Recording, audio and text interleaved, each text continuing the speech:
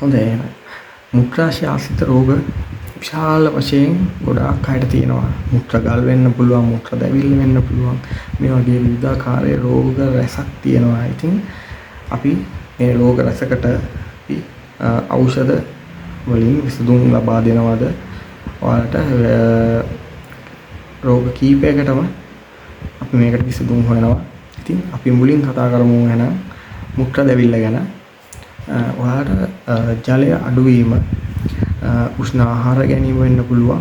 විවිධ ආසාදන තත්ත්වයක් නිසා මේක මුත්‍රා දැවිල්ල ඔයාලට ඇති වෙන්න පුළුවන්. ඉතින් මේක නැති කරගන්න නම් ඔයාලට පුළුවන් පළවෙනි ක්‍රමය විදියට මම කියන්නම් ඔයාලට කිරිය, පොල් පලා, සුදු හඳුන් ඔයාලා ගන්න. එහෙකින් කලන් 4 බැගින් ගන්න. ආයි කියන්නම් ඉකිරිය, පොල් පලා, සුදු හඳුන් මේ කියන වර්ග 3 ගන්න. ඊට පස්සේ වතුර පීරිසි කෝප්ප ඔයාලා 8ක් දාලා පීරිසි කෝප්ප එහෙකට මේක හින්දවල පෙරා ගන්න ඕනේ. ඉතින් ඊට පස්සේ පීරිසි කෝප්ප භාගෙ බැගින් සීනි තේ හැඳි එකක් දාලා උදේ හවස මේ මුත්‍රා දැවිල්ල තියෙන රෝගියාට බොන්න දෙන්න. මේ මුත්‍රා දැවිල්ල අඩු වෙලා යනවා.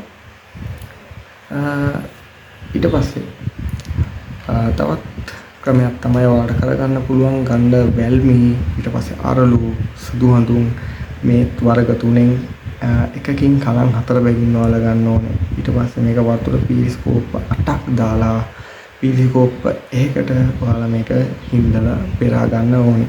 ඉතින් මේ පීරිසි කෝප්ප භාගය බැගින් අරගෙන ඒකට සූකිරි තේ හැඳි එකක් දාලා උදේ හවස මේ රෝගියාට බොන්න දෙන්න. ඔයාලගේ මුත්‍රා දැවිල්ල තියෙනවා නම් ඒක පහ වෙලා යනවා. මම ආයි කියන්නම් වැල්මි, අරලු, සුදු හඳුන් මේ කිව්ව වර්ග 3න් එකකින් ඔයාලා ගන්න ඕන කලන් 4 බැගින් ගන්න ඕනේ. ඊට පස්සේ මේක වතුර පීරිසි කෝප්ප 8කට දාලා පීරිසි කෝප්ප එකකට ඔයාලා ඉන්දලා මේක පෙරා ගන්න ඕන. ඊට පස්සේ මේක පීරිසි කෝප්ප භාගෙ බැගින් අරගෙන ඒකට සූකිරි තේ හැඳි එකක් දාලා උදේ හවස මේක රෝගියාට බොන්න දෙන්න. ඊට පස්සේ තවත් ඔයාලට පුළුවන් ආඩතෝඩ මුල් ග්‍රෑම් 60ක් ගන්න.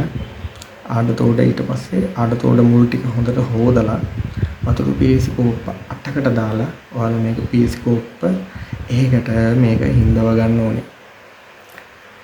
ආඩතෝඩ මුල් ග්‍රෑම් 60ක් අරගෙන මේක ආඩතෝඩ මුල් ටික හොඳට හොදලා වතුර පීරිසි කෝප්ප 8කට 8ක් පීරිසි කෝප්ප එකකට ඔයාලා මේක හින්දව ගන්න ඕනේ.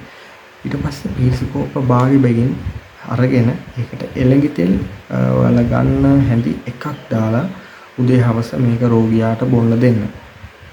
අධික මුත්‍රා දැවිල්ල මේකෙන් අනිවාර්යයෙන්ම සුව වෙනවා.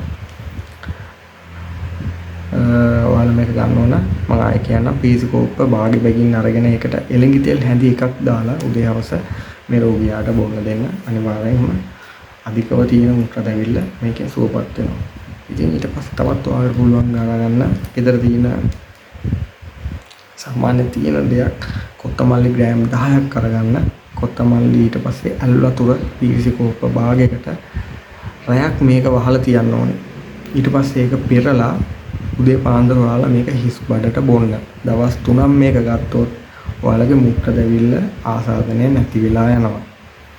ඊට පස්සේ ඔයාලට තවත් පුළුවන් කරගන්න ඉකිරිය මුල් ග්‍රෑම් 5ක් ගන්න, අක්කපාන කොළ 4ක් ගන්න.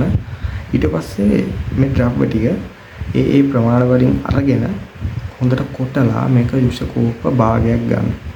ඊට පස්සේ මේක පීරිසි කෝප්ප කාලා බැගින් උදේ හවස රෝගියාට බොන්න දෙන්න. නැත්නම් ඔයාලට මේක තියෙනවා නම් අනිවාර්යෙන් උදේ හවස මේක බොන්න දවස් 3ක් විතර ඔයාලා මේක කරොත් මුත්‍රා දැවිල්ල සුවපත් වෙනවා.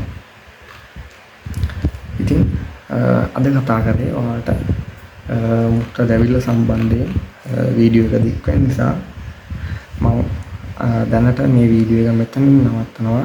මුත්‍රා දැවිල්ල විතරක් අද කතා කරලා අපි ඊළඟ වීඩියෝ එකේ අනිත් රෝග ගැන විසඳුම් ගැන අපි කතා කරමු. ඉතින් වීඩියෝ එක හොඳ නම් ලයික් එකක් දාන්න. ඔයාලට නොදන්න කාරණා ගොඩක් කතා කරන්න නැති කියලා හිතනවා. වීඩියෝ එක හොඳ නම් ලයික් එකක් දාන්න, කමෙන්ට් එකක් දාන්න.